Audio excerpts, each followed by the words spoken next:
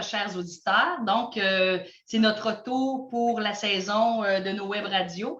Donc, c'est avec un grand plaisir que je reviens ce soir avec mon collègue Gabriel qui est en arrière de l'écran pour nous aider à organiser la technologie et aussi Maître Yves Papineau, que tout le monde connaît, qui est avocat émérite en copropriété et qui est un collègue dans le monde de la gestion de la copropriété pour nous très précieux. Bonsoir, Maître Papineau.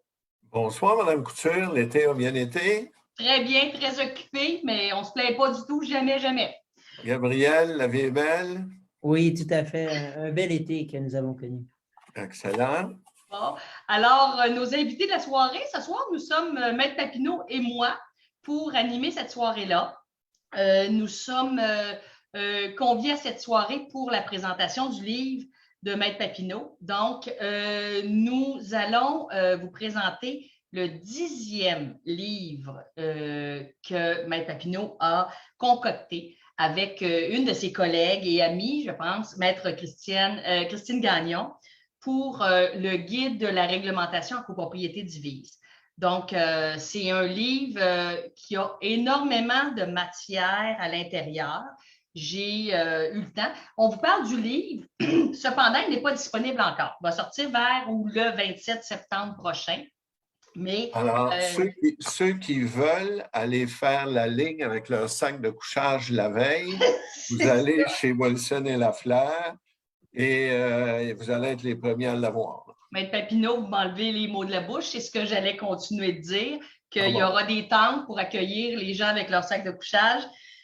Donc, très drôle de commentaire, mais ceci étant, c'est un livre très, très complet. Puis, Maître Papineau, vous me corrigerez si j'ai tort, mais il y a énormément de changements dans la législation. On s'en parle à l'occasion dans des dossiers et on a souvent l'occasion de se parler. Et il y a plein de choses qu'on fait dans le quotidien comme administrateur de copropriété, comme copropriétaire, comme gestionnaire de copropriété et qu'on devrait peut-être pas les faire comme ça, peut-être pas les faire du tout et mieux les faire. Donc, le livre est très complet. Moi, j'ai feuilleté la table des matières, j'ai souligné des points importants. J'invite nos auditeurs à nous manifester leurs questions. Et naturellement, l'auteur du livre, Maître Papineau, va nous guider ce soir vers les points les plus importants. Cependant, je vous dirais que c'est un livre qui est tellement complet, la table des matières, elle est très grande et il y a beaucoup de sujets. Mais moi, celui qui m'a impressionné le plus en partant, c'est de nous rappeler que la nature de la déclaration de copropriété, c'est un contrat. Les gens ne pensent pas souvent.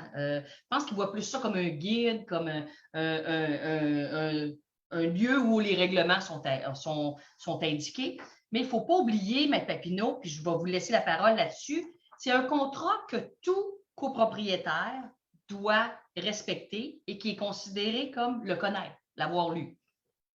Effectivement, si vous me permettez, juste souligner que Maître Gagnon aurait aimé être avec nous ce soir, mais elle est à nouveau grand-mère depuis dimanche. Alors, ce soir, elle avait comme des petites activités de grand-mère à faire, notamment les bains et préparer les enfants pendant que la mère s'occupe du nouveau bébé. Alors, elle salue tout le monde. Comme je vous dis, ça lui aura fait plaisir, mais on se reprendra une prochaine fois. Et je veux surtout souligner que ce livre-là a été, on se parle souvent comme pas tous les jours, mais pas loin, et ça a germé tranquillement, mais surtout depuis les dernières années, on s'est aperçu qu'il y avait un besoin parce que les copropriétaires, les administrateurs, en tout cas les intervenants, ont beaucoup de difficultés à comprendre c'est quoi une réglementation, puis comme vous venez de dire, Mme Couture, c'est quoi le contrat? Ceux qui appellent ça la charte ou peu importe, oui. Là, la déclaration de copropriété est un contrat qui émane normalement dans une construction neuve du promoteur, qui décide des conditions et tout ça. Et lorsque vous achetez, Alors, tout acheteur, dans son contrat d'achat, ça dit que l'immeuble est sujet à une déclaration de copropriété intervenue tel jour, telle date, blabla, devant le notaire, et que vous vous engagez à la respecter. Alors, c'est pas quelque chose que vous ne devriez pas tenir compte. Vous avez l'obligation de la respecter et en plus, c'est que vous avez déclaré à l'acte de vente que vous alliez la respecter. Et ça lie tous ceux qui ont acheté un appartement dans l'immeuble.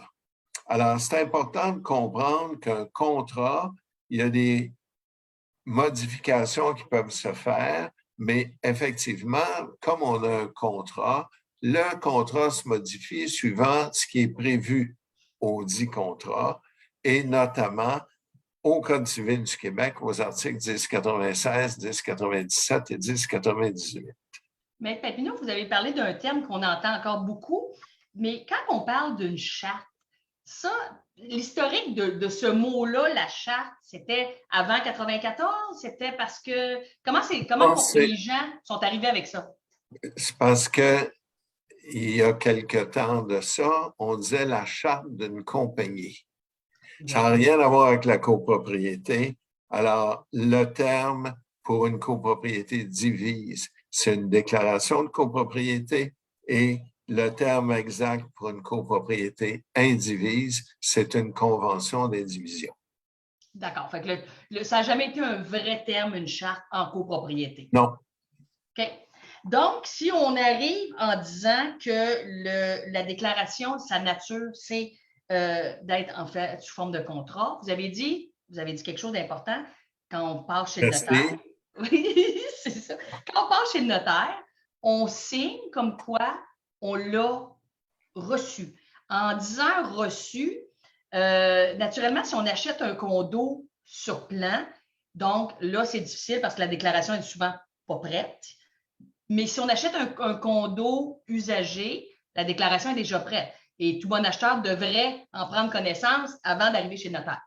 Oui, mais juste rectifier une petite chose. Celui qui achète sur plan, il ne passera pas chez le notaire avant que la déclaration de copropriété soit complétée. Oui. Alors, parce que l'immeuble doit être complété à tout le moins en très grande partie, les subdivisions, les murs et tout ça doivent être constatés par l'arpenteur géomètre. Alors, même si on achète sur plan, dans l'acte de vente, même si on a déjà acheté il y a 2 ans, dans l'acte de vente, on s'engage à respecter la déclaration qui a été publiée. Puis là où ce que vous dites avec raison, c'est qu'on peut avoir décidé d'acheter il y a 2 ans, mais on ne connaissait pas la nature, puis les règles et la réglementation qu'il y avait dans la déclaration de copropriété. Mais on est pris avec, excusez le terme, mais c'est comme ça. Exactement. OK, parfait. Il y a une question déjà, je vais me permettre de la poser. Pourquoi les notaires ne communiquent pas avec le syndicat horizontal, mais uniquement avec le syndicat probablement vertical? Je ne voyais pas la fin, mais j'imagine que c'est la question de... donc, la question, pourquoi elle demande à un seul syndicat son questionnaire du notaire? Ben, la bonne et la vraie réponse, c'est que le notaire ne fait pas son travail correctement. Parce que comme quand il y a un syndicat horizontal et un vertical, comme le copropriétaire est membre des 2 syndicats, le notaire devrait faire la demande aux 2 syndicats. Sauf que normalement, pourquoi les notaires peut-être tournent le coin rond, c'est que les charges sont payées au vertical, qui lui les rembourse à l'horizontale. Donc, normalement, il n'y a pas de charge impayée à l'horizontale. Mais effectivement, il devrait y avoir le questionnaire d'envoyer et à l'horizontale et au vertical. Effectivement. Puis, Maître Papineau, on a une très bonne question de Mme Ménard qui dit est-ce que ce livre s'adresse principalement autour? Je suis présidente d'un syndicat horizontal qui comprend 15 syndicats verticaux et la gestion n'est pas toujours évidente. Alors, on a une excellente question avec un bagage d'administration d'un horizontal avec 15 bâtiments. C'est quelque chose. Écoutez, la réponse est toujours la même à ce genre de question-là. En matière de copropriété, que tu sois en horizontal ou vertical, que vous soyez 15, que vous soyez 2 étages, que vous soyez 50 étages, 4 copropriétaires ou 150, la loi est la même. Alors, le livre s'adresse à tout le monde, comme tous les autres livres que je connais en copropriété. Là. Et effectivement, Madame Ménard, vous allez voir, parce que moi, j'ai comme vraiment feuilleté le livre depuis les 2 derniers jours, et vous allez voir que tout ce qui est dans le livre, en fait, c'est des règles et des façons de prendre vos décisions, de gérer votre bâtiment, de l'administrer et de vous assurer d'éviter les pièges. Hein? Maître Papineau, il y en a souvent des administrateurs qui veulent faire des bonnes choses, mais il y a des pièges. Et en lisant, ce n'est pas un livre qu'on est obligé, Maître Papineau, de lire d'un couvert à l'autre. On peut aussi s'en servir comme recueil je cherche une information, je vais la trouver. Madame Couture, d'ailleurs, je suis content que vous ayez vu ça. Moi, j'avais peur qu'on répète le texte de l'article 1056 du Code civil trop souvent. Effectivement, ça doit être à toutes les 3 ou 4 pages parce qu'à un moment donné, on s'est dit, il y a quelqu'un qui va lire une section. Et si on ne répète pas l'article le plus important dans cette section-là, il ne l'aura peut-être pas vu avant ou après. Alors, effectivement, chaque section est distincte et complète en elle-même, ce qui fait que vous pouvez vous référer sur une question particulière à une section particulière et vous aurez toute l'information. Si pendant que je pose ma question, Gabriel, si tu es capable de nous partager juste un modèle de la table des matières qui est très ventilé, qui est très agréable à regarder. Et moi, c'est ce que j'ai trouvé parce que vous avez publié d'autres livres qui étaient plus petits, qui se lisaient plus d'un couvert à l'autre.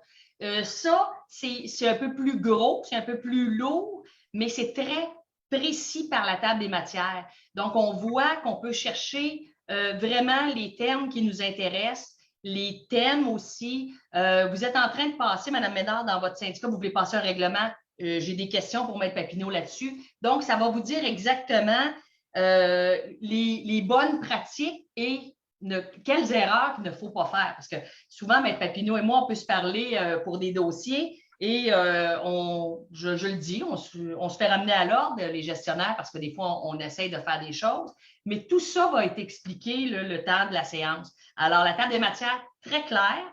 Vous voyez qu'il y a énormément de pages juste sur la table des matières. C'est pour ça que c'est agréable. On parle des animaux, la location. Je vais vous amener là-dessus, Maître Papineau, sur la location. Vous avez amené plusieurs thèmes. Mais le premier thème que je voulais vous amener, c'est dans le chapitre 1 sur la division en 3 parties. Je sais que plusieurs personnes sont à l'aise avec la déclaration de copropriété, mais pourriez-vous nous expliquer pourquoi c'est divisé en 3 parties et quelle est l'importance de chacune de ces parties-là? Alors, la réponse qui pourrait être plate, c'est de vous dire que c'est divisé en 3 parties parce que le Code civil a demandé que ça le soit. Mais de fait, c'est ça. Voilà. Alors, effectivement, la déclaration depuis 1994 est divisée en 3 parties. La première partie, qui est l'acte constitutif de copropriété, qui commence normalement dans le modèle de la Chambre des notaires qui avait été préparé par Maître Gagnon. On commence à l'article 1, peut-être jusqu'à 90, 95, 100. C'est l'acte constitutif. Et qu'est-ce que c'est? C'est la section qui détermine les quotes-parts, les droits de vote, les pourcentages, les parties communes, les parties privatives, les parties communes à usage restreint. Quels sont les principes de la destination de l'immeuble? Je vous donne un exemple. Vous avez parlé de location. Dans cette section-là, ça va être indiqué si on a le droit de faire de la location ou pas. Dans la deuxième partie, qui est le règlement de l'immeuble, on va trouver le complément souvent de ce qui est déjà à la première partie. Donc, on sait dans la première partie qu'on a le droit de faire la location. Dans la deuxième partie, on va savoir s'il y a des règlements qui s'appliquent. Est-ce qu'il y a des baux d'une durée minimum? Est-ce qu'il y a des obligations précises relativement au baux?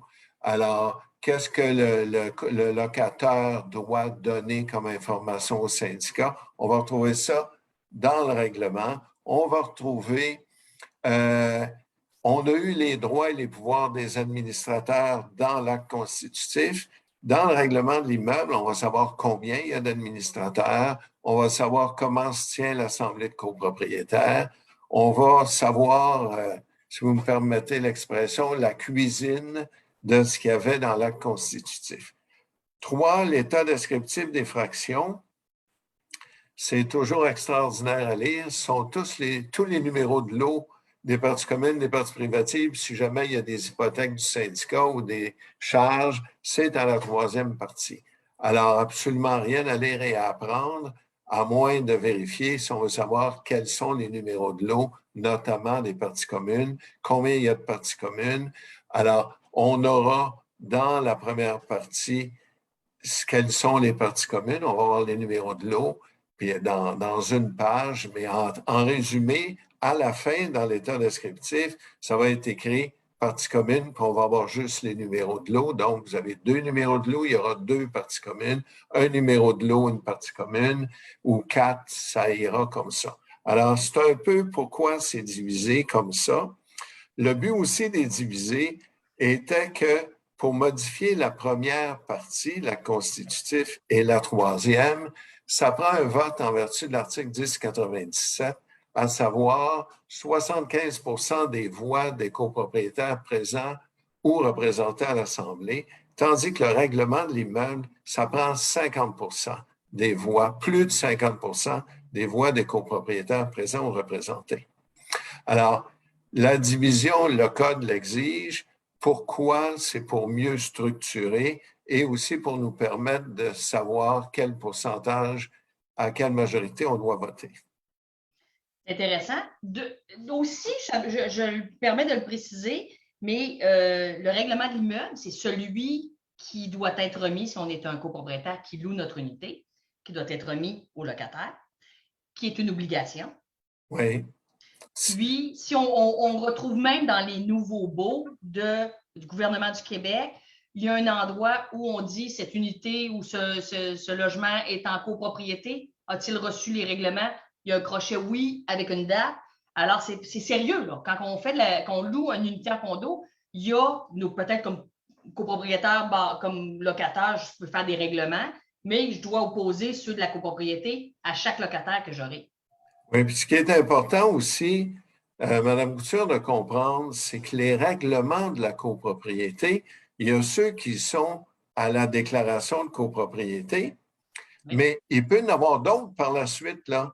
Quand on modifie la réglementation en matière de copropriété, on ne va pas nécessairement modifier la déclaration. Alors, quand on donne les règlements, on doit donner la copie de la déclaration de copropriété avec les règlements qui étaient initialement prévus à la déclaration, mais on doit donner toutes les modifications et tous les nouveaux règlements qui ont été adoptés par la suite. Ça, on va y revenir parce qu'on a une discussion sur justement ce dossier-là. Maître Papineau, justement, quand on parle de règlement, tout ça, je me permets, c'est pas dans ce moment-ci, mais qu'est-ce qu'on conseille aux syndicats? Parce que là, on vit des grands changements, puis on a beaucoup de déclarations de copropriété qui sont quand même désuètes parce qu'il y a eu tellement de changements législatifs. Il y a eu des syndicats qui ont fait des changements par des nouveaux règlements ou des modifications de règlements, tout ça. Comment on peut conseiller à notre conseil d'administration quand est-ce qu'on va refaire une déclaration? Parce que vous savez, parce que votre bureau LJT refait des déclarations et ça n'est pas donné, on se comprend bien. C'est un projet qui est lourd aussi pour le syndicat. Mais regardez, je répète tout le temps la même chose.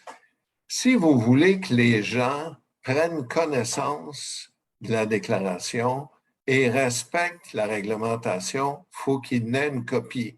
Et si on leur donne une déclaration de copropriété datant de 1980, qui n'est même plus conforme au Code civil du Québec, que des règlements ne sont plus valides, qui n'étaient pas séparés en 3 parties, vous rajoutez toute la réglementation qui a été votée, puis vous donnez ça à quelqu'un, puis vous lui dites, écoute, il faut que tu respectes ça, bien là, c'est impossible. Un copropriétaire moyen, même un avocat ou un notaire à qui on va tout donner ça, même un gestionnaire d'expérience, il ne se retrouvera pas là-dedans. Là. Alors, malheureusement, de temps à autre, ça dépend du syndicat.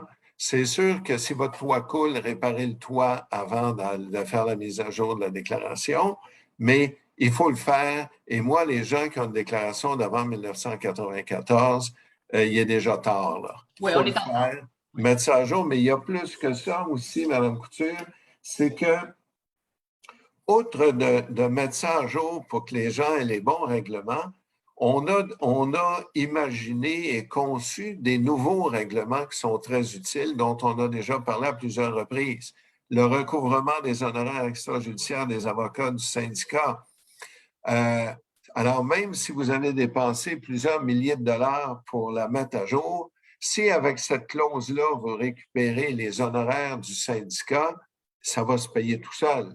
Les pénalités aussi, c'est nouveau. Ça n'existait pas en 1980 et ça a commencé au début de 2000. Alors, les pénalités encore, avec l'argent que le syndicat va récupérer, ça va amortir le coût de la mise à jour de la déclaration.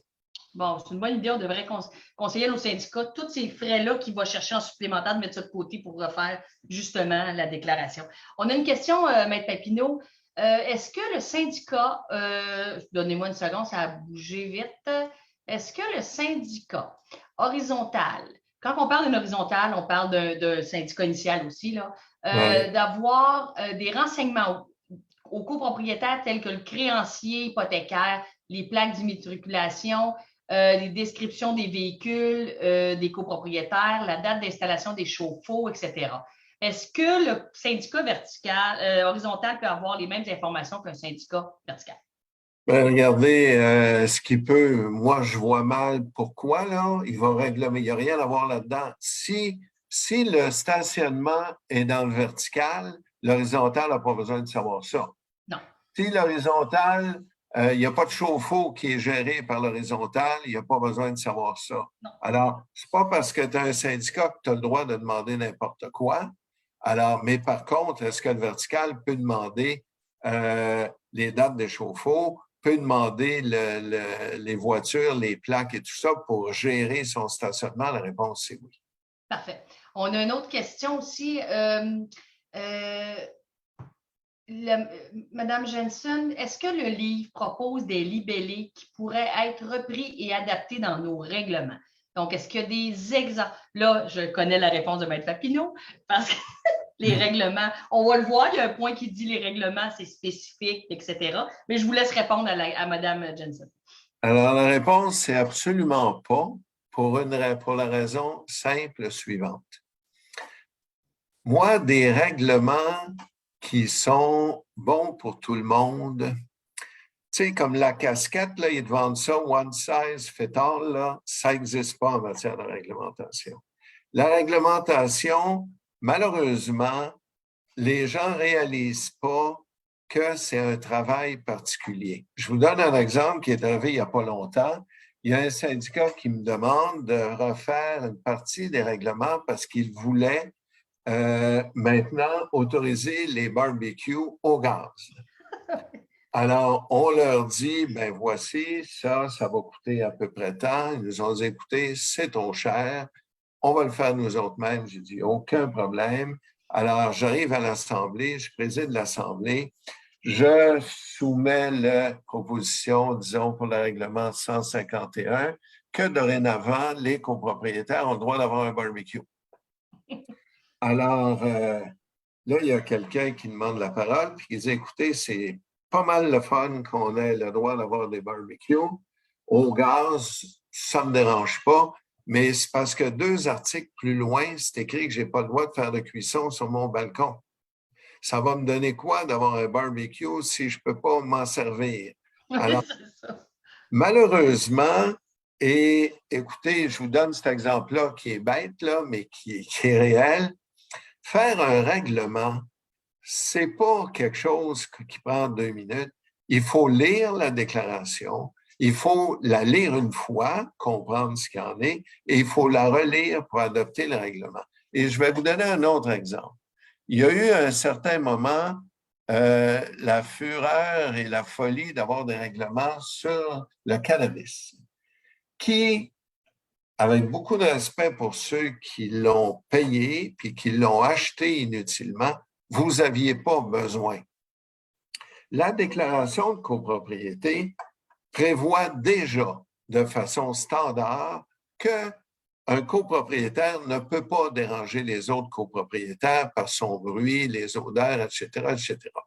Alors, ce que les gens voulaient, c'était pas d'empêcher quelqu'un de fumer son petit joint, c'était de ne pas sentir l'odeur du cannabis. Donc, votre déclaration, moi, j'en ai pas fait de règlement pour le cannabis parce que je disais aux gens, envoyez-moi votre déclaration et je leur répondais 30 minutes après, allez voir tel article. Cet article-là prohibe le dérangement par les odeurs. Alors, il faut comprendre qu'un règlement, si on prohibe le cannabis, ça veut dire que j'ai le droit de fumer la pipe, ça veut dire que j'ai le droit de fumer le cigare. C'est pas ça qu'on veut. On veut un règlement qui empêche les gens de fumer et occasionner des odeurs. Alors, tout ça pour dire, moi, des règlements tout faits sur mesure, j'en connais pas. On fait beaucoup de règlements pour les et de modifications de déclaration pour les voitures électriques ou pour les détecteurs de fuite d'eau. Mais il n'y a pas un condo, il n'y a pas un immeuble qui est pareil. Vous n'avez pas nécessairement le même fournisseur. Les fils ne passent pas à la même place. Est-ce que vos fils passent dans les parties communes ou dans les parties privatives? C'est une autre question. Alors, est-ce qu'il y a des modèles de règlement? Non. Mes amis du RGCQ m'ont demandé de faire un petit projet là-dessus et on est à travailler justement dans lequel on va dire que ça n'existe pas des règlements qui font pour tout le monde. C'est pas parce que votre voisin dans son immeuble a un règlement sur quelque chose que ça va aller chez vous. Ce qu'on va faire, par exemple, pour le RGCQ, on va faire des modèles, comment doivent débuter un règlement, comment ça doit s'écrire, comment ça doit être présenté aux copropriétaires, mais d'écrire des règlements qui vont servir à tout le monde pour n'importe quoi, malheureusement, ça se peut pas. Puis ça m'amène, vous allez me voir sûrement venir. Qui peut écrire un règlement? Bon. Alors, là, il y en a qui vont dire que c'est arrangé avec le gars des vues, là, mais c'est la loi.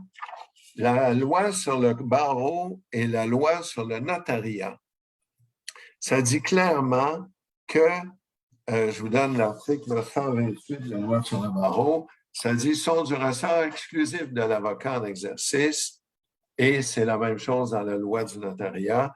Préparer et rédiger une convention, une requête, un règlement, une résolution ou tout autre document de même nature relativement à la constitution, l'organisation et organisation, etc. Donc, préparer un règlement pour un syndicat de copropriété, ça doit émaner d'un avocat ou d'un notaire en exercice pour assurer une qualité et aussi pour assurer le public que la personne qui va faire le règlement est habilitée à le faire et qu'elle a une assurance responsabilité. Alors, les gestionnaires à qui vous demandez de faire des règlements n'ont pas le droit de le faire. Et remarquez, là, moi, faites-les faire par un autre avocat que moi ou un autre notaire, j'ai aucun problème avec ça. Mais assurez-vous d'avoir de la qualité. Assurez-vous aussi que ce que vous faites, j'ai relevé des exemples là, qui sont assez extraordinaires. J'ai un règlement que les gens m'ont envoyé qui m'ont dit, écoutez, pouvez-vous vérifier si c'est correct? Alors, le règlement dit, le syndicat va tolérer les animaux. Ça veut dire quoi, tolérer? Est-ce qu'ils sont permis ou pas? S'ils sont permis, ben, le mot, c'est permis. Puis s'ils sont interdits, le mot, c'est interdit.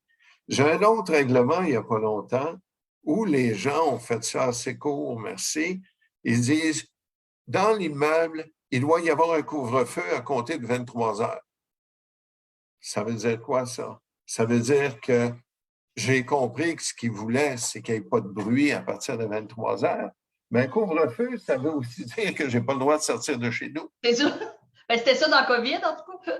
Oui, alors, c'est pas si simple et facile d'écrire des règlements. Faut qu'il soit aussi, on le dit dans le livre, un règlement, plus il est précis, moins il est applicable. Plus il est général, plus il va servir à plusieurs choses. Je reviens sur l'exemple du cannabis. Ceux qui ont payé 1 500 $ ou à peu près pour avoir un règlement sur le cannabis, il ne vaut rien pour ce qui est des cigares, rien pour la pipe, rien pour la chicha. Si vous aviez fait faire un règlement qui dit que personne ne peut fumer, que ce soit du tabac ou autre, qui dégage des odeurs, écoutez, on fait un règlement sur le cannabis, mais on laisse les gens fumer le cigare ou on laisse les gens brûler de l'encens. C'est quoi la différence? Alors, il faut y penser avant de faire un règlement. Good, merci, Maître Papineau. Écoutez, il est déjà rendu la moitié de l'émission. Je n'ai même pas tourné ma première page de la table des matières. Ben là, c'est parce que vous n'êtes pas vite, ça. Non, c'est parce que vous parlez toujours. OK. Mais c'est votre livre, c'est correct. C'est correct. Donc, Maître Papineau, j'aimerais qu'on parle un petit peu de l'adoption des décisions, la consignation des décisions. Vous avez un point là-dessus dans le livre. Je pense que c'est important parce qu'il y a eu beaucoup de changements depuis 2020. Et je pense que c'est mécompris de plusieurs. Pouvez-vous nous en glisser un petit bout là-dessus? Bon, mais il y a plusieurs choses là-dessus. Premièrement, il faut faire attention. Quand un règlement est proposé, il doit apparaître à l'avis de convocation, mais il doit apparaître aussi au procès-verbal. On ne peut pas, au procès-verbal de l'Assemblée, dire le règlement sur le cannabis a été adopté. Il faut qu'on ait le texte. Alors, le texte du règlement doit toujours être au complet, mais pas nécessairement les attendus et les considérants, mais ce qui est la résolution de l'Assemblée doit apparaître au procès-verbal.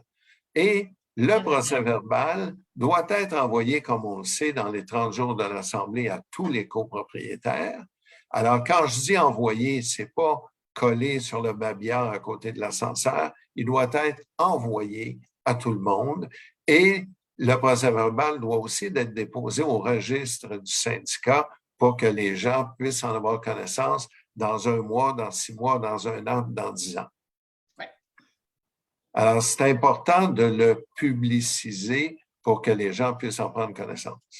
Parfait. Il y a différents règlements, on va y revenir plus tard, parce qu'il y a différents règlements naturellement qu'on doit déposer au registre.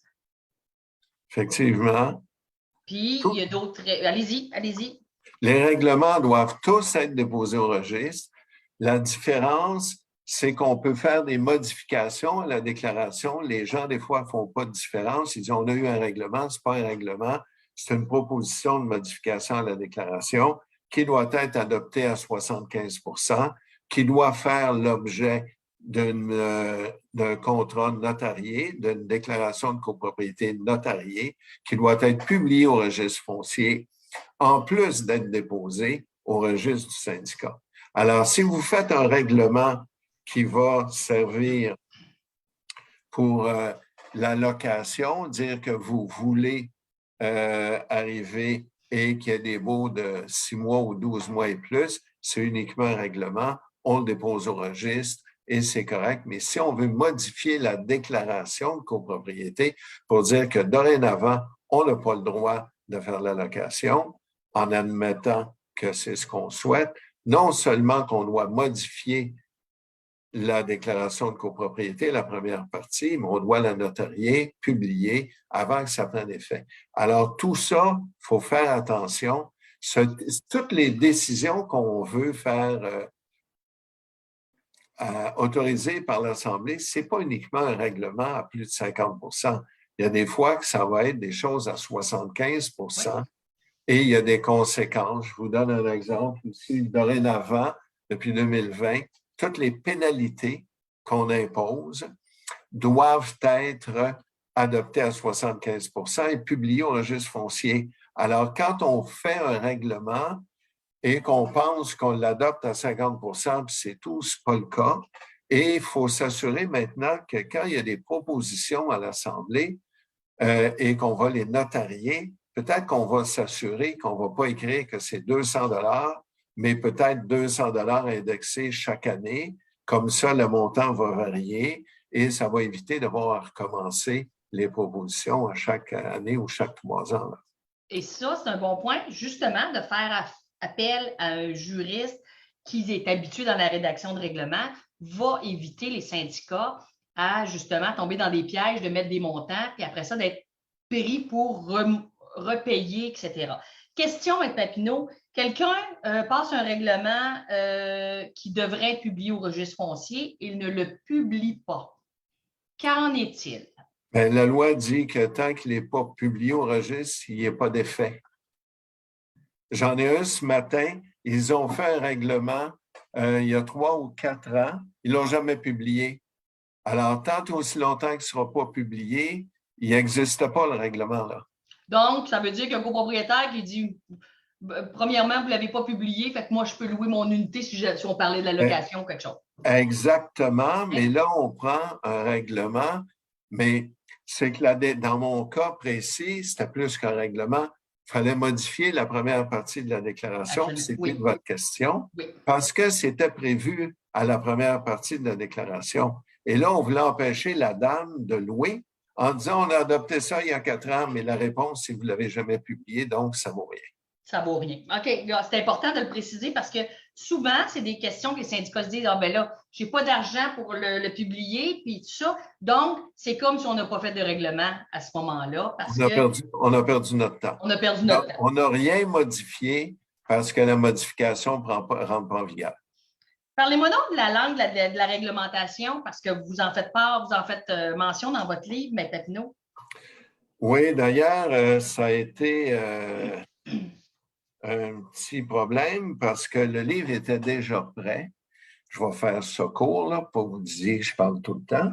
Alors, le livre était déjà prêt, le livre était chez l'éditeur, et là, le gouvernement a décidé de modifier la loi sur la langue officielle. On n'a pas entendu parler beaucoup de ça. Je pense qu'il y a bien du monde qui n'est pas au courant.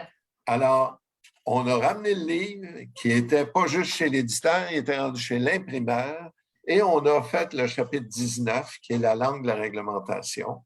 Alors, au Québec, c'est la loi, c'est la Charte de la langue française qui gère ça. Ce qui est important de comprendre, c'est que l'article 55 de la Charte dit que tous les contrats d'adhésion, qui est une déclaration de copropriété initialement parce qu'elle est obligée et par le promoteur, et tous les documents qui s'y rattachent sont rédigés en français. Par contre, 5, 10 ou 15 ans après, alors qu'il y a que le contrat n'est plus un contrat d'adhésion parce qu'il a déjà été modifié par l'Assemblée, qu'est-ce qu'il y en est? Bien là, toutes les modifications à l'acte constitutif et à l'état descriptif, dorénavant, doivent être publiées en français uniquement. Et on ne peut pas publier une déclaration en anglais au Québec, c'est fini depuis le 1er juin 2022. L'autre problème, c'est est-ce qu'on va pouvoir publier des règlements en anglais? La réponse, c'est on pourrait théoriquement, parce que ce qui avait déjà été publié en anglais peut être corrigé en anglais, mais le nouvel article 1070.1 dit que depuis le 1er juin 2022, tout ce qui est à déposer au registre doit être en français. Donc, même si on fait le règlement ou la modification de la déclaration de copropriété en anglais, il va falloir faire une traduction en français pour le déposer au registre. Alors, ce qui veut dire que ça ne donne rien de perdre notre temps à faire des choses en anglais. Non seulement on ne pourra pas le publier, mais on ne pourra pas le déposer au registre. Ce n'est pas le but de la loi. Alors, on a beau être d'accord ou pas, mais la loi, c'est ça. Alors, et on va la respecter. Donc, dorénavant, tout ce qui est copropriété, que ce soit par le registre foncier ou par le dépôt au registre, ça devrait être en français. Parfait. Parce que ça, c'est nouveau, puis je trouve que ça l'a passé vraiment très, très sournoisement. On n'a pas entendu tant que ça parler pour ceux qui ne sont pas comme nous à tous les jours dans notre domaine de copropriété. J'ai remarqué aussi un nouveau terme dans les parties communes à usage général. C'est un nouveau terme, on l'utilise, on l'utilisait pas beaucoup? Non, c'est que les gens, moi, j'aime pas trop ça, là, parce que c'est pas le terme du code. Le Code civil parle des parties communes, parle des parties privatives et des parties communes à usage restreint. Alors, pourquoi on dit les parties communes à usage général? C'est pour les différencier, que ce soit clair. Les parties communes à usage restreint sont des parties communes qui appartiennent à tout le monde, mais qui sont à l'usage de un ou de certains copropriétaires, tandis que les parties communes générales, c'est ce qui est à l'usage de tout le monde. Alors, c'est peut-être plus clair d'utiliser ces termes-là. OK. C'est intéressant dans le chapitre 4, dans l'encadrement des décisions du conseil d'administration, il y a différents points. Puis, vous dites les directives, les autorisations spécifiques. Pouvez-vous nous donner des exemples? Puis, qu'est-ce que le syndicat doit faire dans le cas d'un non-respect d'une directive, par exemple, ou d'une autorisation spécifique? Ça, c'est le petit bout qui est un petit peu difficile pour tout le monde, c'est que c'est pas vrai que le conseil d'administration n'a pas de pouvoir. Le conseil d'administration, on l'a vu avec la COVID, les administrateurs disaient, écoute, là, tu dois te laver les mains avant de rentrer dans Matis. Est-ce que le syndicat doit absolument adopter un règlement lors d'une assemblée annuelle pour faire laver les mains? La réponse, c'est non. Écoutez, après ça, la semaine d'après, on aurait fait une autre assemblée annuelle, dépensé un paquet d'argent pour dire, bien là, dorénavant, on porte les masques. Ouais. Alors, ce que dit la loi, c'est qu'il y a des règlements, puis là, je n'expliquerai pas tout ce qui est dans le livre parce qu'il y a plusieurs pages là-dessus, mais la loi donne des pouvoirs à l'Assemblée des copropriétaires, donne des pouvoirs au conseil d'administration, mais Maître Gagnon et moi, on pense et on a fait des vérifications dans d'autres lois, notamment la loi sur les sociétés. Il faut que le conseil d'administration ait des pouvoirs qui relèvent de lui, qui n'a pas besoin d'approbation de l'Assemblée, parce qu'autrement, on ne pourra jamais le gérer. L'heure des piscines, est-ce qu'on va faire un règlement et on va convoquer une assemblée pour dire, bon, dorénavant, je l'ai eu hier dans un syndicat, la piscine ferme à 7 heures le soir parce qu'il commence à faire noir. Bien là, tu sais, le conseil, il faut qu'il y ait une certaine latitude. Alors, c'est important de comprendre que pour des choses peut-être moins importantes, des décisions moins importantes, le conseil peut décider lui-même. Pour ce qui est des décisions qui sont plus importantes, qui ont un plus gros effet sur les copropriétaires, oui, ça va prendre une résolution de l'Assemblée. Vous avez aussi dans le chapitre 7 la destination de l'immeuble. Ça, c'est souvent un terme qu'on entend, mais je ne suis pas sûre que tout le monde comprend c'est quoi la destination de l'immeuble. Puis, je pense que ce serait intéressant qu'on fasse un petit survol de ça, puis que j'ai lu qui est très clair dans le livre, cependant, mais j'invite les gens à vouloir le livre. Et avant que vous me répondiez, Maître Papineau, je veux aviser les gens qu'on va, Gabriel va s'occuper de faire le tirage de 3 livres de Maître Gagnon et de Maître Papineau. Donc, on va regarder les gens qui ont posé des questions, on va regarder les auditeurs et tout ça, et on va choisir 3 personnes qui vont pouvoir se mériter le fabuleux livre là, pour en faire la lecture. Fait que je vous ramène à ma question, la destination de l'immeuble. Ah, mais ça, c'est Maître Gagnon qui a écrit. On posera la question à Maître Gagnon.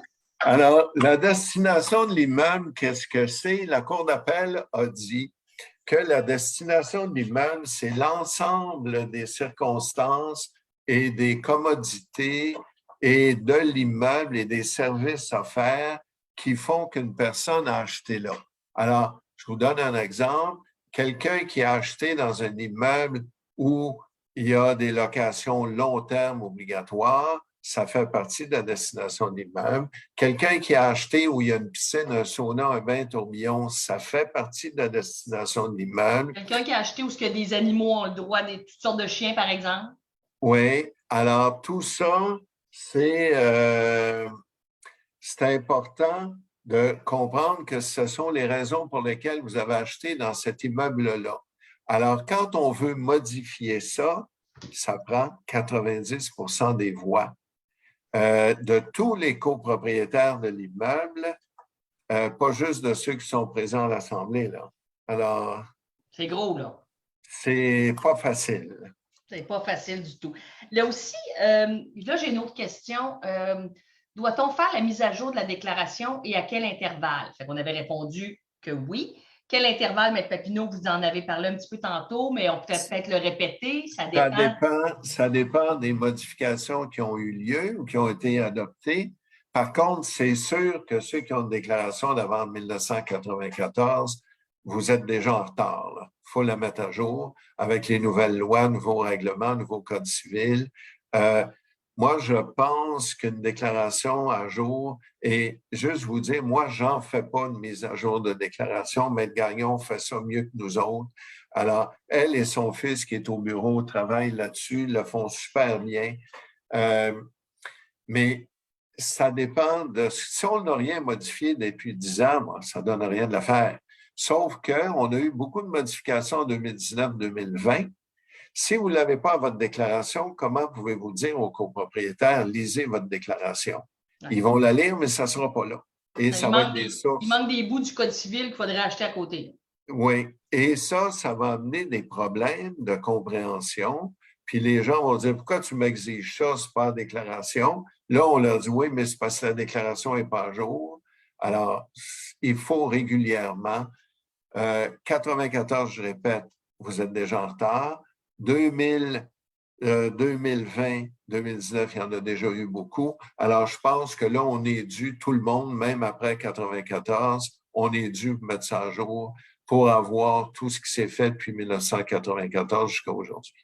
Puis, M. Papineau, il nous manque quelques petites pattes après le projet de loi 16 là, pour certains règlements qui ne sont pas finis. On n'attend pas, on continue, on fait la déclaration, parce que sinon, on va garder notre déclaration encore 10 ans ou quoi? Ben, moi, ça fait 10 ans que j'entends parler de ça, depuis 2020, qu'on est supposé avoir des règlements qui s'en viennent. Mais là, on a eu toutes sortes de raisons pourquoi ils ne sont pas arrivés, la COVID. Là, maintenant, il y a les élections. Alors là, il va y avoir peut-être un nouveau ministre qui va être de l'habitation et tout ça. Donc, ça n'ira pas avant 2023. Alors, regardez. À un moment donné, il faut embrayer, il faut faire quelque chose. Oui, tout à fait. Je vais vous poser une question, puis après ça, je vais vous amener sur les droits et libertés individuelles. C'est intéressant que vous trouviez ça dans votre livre. Madame Leduc qui pose une bonne question. Avons-nous le droit de charger un montant à l'agent d'immeuble et au notaire ou au notaire pour la paperasse à remplir dans une vente? Est-ce que cela doit être voté ou c'est une décision directive administrative? Écoutez, est-ce que ça doit obligatoirement être dans la réglementation? C'est mieux parce que ça va être prévu puis ça va être clair. Mais moi, des gens qui travaillent gratuitement, je n'en connais pas.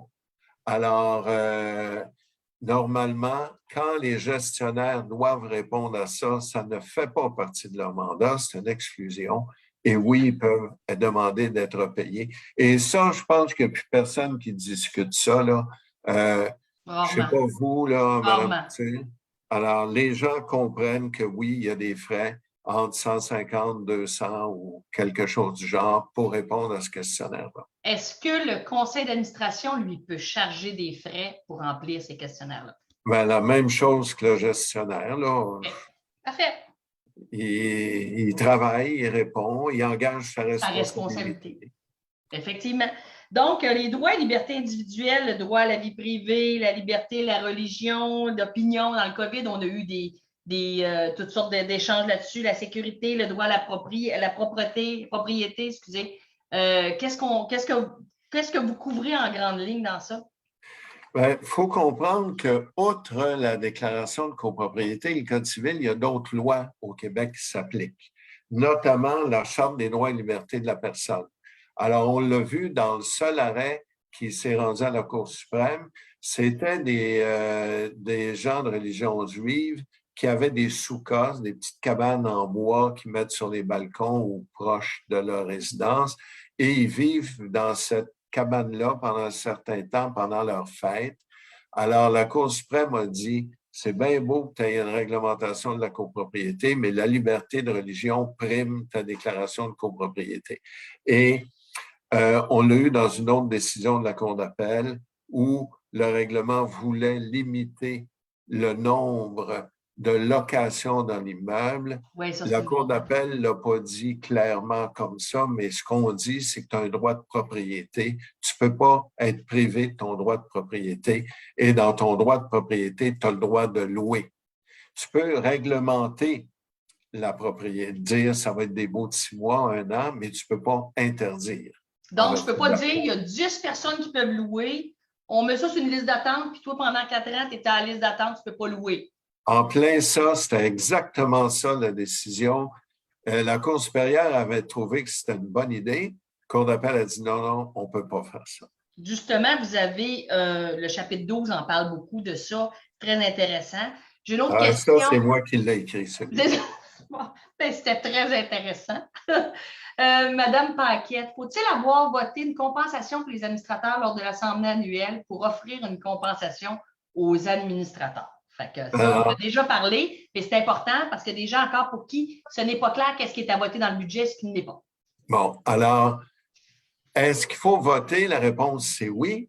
Par contre, souvent, les gens, ce qu'ils font, ils l'inscrivent au budget et le déclarent et tout ça au budget et lors de la consultation. Est-ce que c'est la bonne façon? Non, mais effectivement, la déclaration souvent prévoit que ça doit être voté par l'Assemblée des copropriétaires. Donc, il faut plus que le budget, plus que l'inclure dans le budget.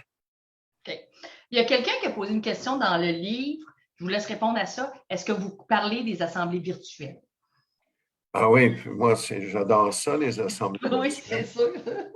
Je trouve que c'est une des belles choses que la COVID nous a apportées. Les gens sont pas encore assez vendus à ça, mais moi, je trouve que, pour un gestionnaire, d'être dans nos paperasses, pouvoir faire notre procès verbal, etc., je trouve que les gens, d'être chacun chez eux, confortable, un verre de vin, une assiette, quoi que ce soit, c'est mieux que d'être assis des fois dans un garage ou dans un sous-sol d'église, puis on est confortable chez nous. Mais je vous laisse la parole là-dessus. Écoutez, de toute façon, les assemblées virtuelles, c'est soumis aux mêmes règles que les assemblées en présence.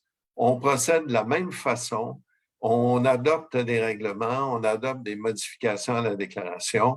Moi, la seule chose que je trouve, comme vous venez de dire, on a surpris un monsieur qui posait la question, il est assis dans la table, sur la table, sa salle à manger, avec un petit verre de vin. Lui, on ne le ramènera pas dans le sol 2 avec une chaise droite, c'est clair. Et on s'est aperçu aussi que dans les assemblées virtuelles, il y a des gens qui n'aiment pas ça, évidemment, mais on avait toujours un taux de participation plus élevé. Oui. Alors, moi, les assemblées virtuelles, là, oui, pas de question. Je suis bien d'accord avec vous, puis je pense que plus ça va aller, plus les gens vont opter pour ce moyen-là. Qui est très, très easygoing. Il y a des gens qui peuvent continuer au travail et participer à l'Assemblée. Fait que ça, c'est encore une autre chose qui est très gagnante, il ne faut pas l'oublier. Oui, mais vous savez, il y a beaucoup de personnes qui n'aiment pas les assemblées virtuelles parce que ça ne leur permet pas de rencontrer leurs voisins, de rencontrer. Alors, faites des petits parties du soir, mais obligez pas les gens. Et comme vous dites, il y a des gens qui partent du bureau à 6 heures, il faut qu'ils se dépêchent d'arriver. Puis ils n'arrivent pas, ils sont en retard. Oui, puis ils vont chercher, ou ils finissent à 5 heures, vont chercher les enfants en garderie. Tandis que quand ils ont à s'asseoir devant l'ordinateur à 7 heures, j'en ai un, moi, qui a fait l'assemblée de son auto dans le stationnement. Absolument, oui. Alors. Oui. Maître Papineau, parce qu'il nous reste quand même juste 5 minutes, puis il y a eu beaucoup de questions. mais dans votre livre, je dirais, lequel chapitre? Il y a quand même 25 chapitres dans le livre, qui est très imposant. Lequel vous a rendu le plus heureux et fier de le mettre sur papier par rapport aux autres livres que vous avez écrits, parce que vous êtes quand même à votre 10e livre?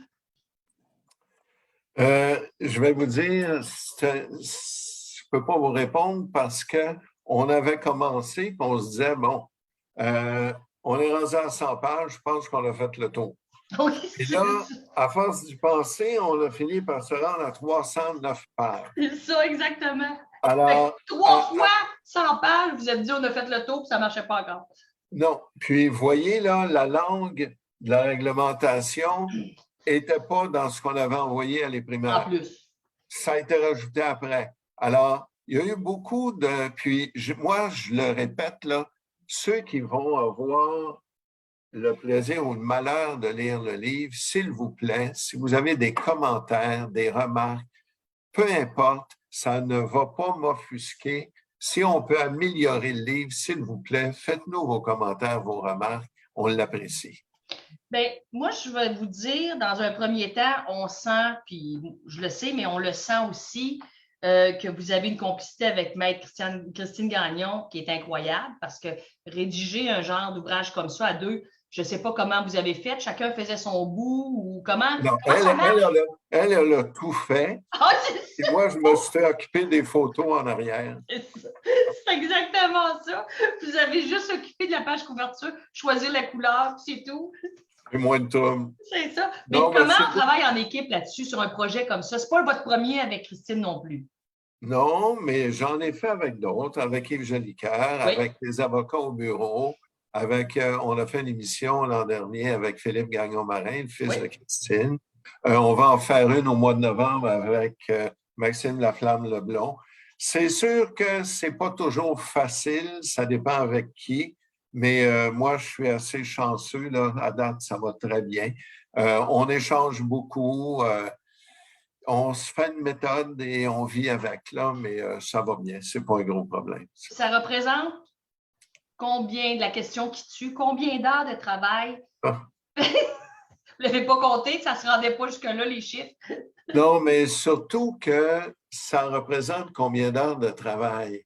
L'écrire, c'est une chose, mais il faut le penser, il faut le concevoir. Je vais vous donner un exemple. La première page, le couvert 1, là, Gabriel, on a dit, tiens, on va mettre une photo d'un couple avec un chien parce qu'il y a des animaux. Deuxième photo, c'est des travaux. Troisième, c'est la célèbre piscine qui a des problèmes. Quatrième, c'est le gars qui décide de rentrer dans le lobby du syndicat de l'immeuble avec sa bicyclette, contre évidemment la réglementation. Il a fallu penser, il y a des heures là-dedans, mais regardez, on a du plaisir à faire ça en autant qu'on ne dise pas à nos psychiatres, là, ça va bien. Écoutez, si ça empêche la médication, c'est bien mieux ça. Et voilà. C'est ça. Mais en terminant, M. Papineau, on parle depuis un projet de plus d'1 an de travail, de combien de temps? Oui, ça, c'est plus qu'1 an. Comme je vous ai dit, la petite surprise à la fin qui a fallu recommencer un petit peu, ajuster, etc. Il est 20 heures, donc je remercie énormément Maître Yves Papineau de nous avoir parlé de toutes sortes de sujets qui sont dans le livre. Je le répète encore, ce n'est pas la première fois qu'on présente un livre, que ce soit Maître Papineau, Maître Jolicoeur, Maître Gagnon, etc. Mais c'est un must quand on est administrateur de copropriété d'avoir des livres comme ça de référence pour vous aider à apprendre plus de choses, d'apprendre les bonnes choses. Donc, je ne connais pas le prix, mais ce ne sera certainement pas ultra dispendieux. Est-ce qu'on a le prix qui va être en vente chez Wilson et Lafleur? Non, parce que il y a la question de l'imprimaire. Vous savez, au Québec, on a le même problème. Nous, on n'a pas d'imprimeur, puis les imprimeurs n'ont pas de papier. Alors, pénurie de personnel, pénurie de matériaux, ça s'applique même dans l'édition. Oui. Mais il va être prêt quand même pour le 27 septembre prochain ou proche. Oui, puis juste dire aux gens, vous avez eu la version électronique. C'est pour ça que vous avez pu y référer, mais le document papier, le livre va être disponible, m'a-t-on promis, le 27, mais ils ont déjà changé la date 3 fois, là, mais là, ça devrait être vrai. Tout à fait. Donc, Maître Papineau, encore un grand merci d'avoir participé à l'émission avec moi. Je me demandais si on allait être à deux capables de remplir 1 heure, mais on aurait pu, je pense, en faire une autre heure sans problème. Donc, avec Maître Papineau, il y a bien de la jasette et surtout beaucoup de vécu. Merci encore. Je suis fière que Condo Stratégiste soit le partenaire de la soirée ce soir. On vous convie à notre prochaine web radio. Le sujet, il y a plein de sujets qu'on veut faire, donc on est en train encore de réfléchir, mais le 21 septembre prochain à 19h, nous serons là. Merci à vous tous. N'hésitez pas à poser vos questions et on fera le tirage pour les 3 livres qui seront remis à des auditeurs de la soirée ou des gens qui vont poser des questions. Donc, merci beaucoup et bonne fin de soirée à vous tous. Merci, bonne fin de soirée.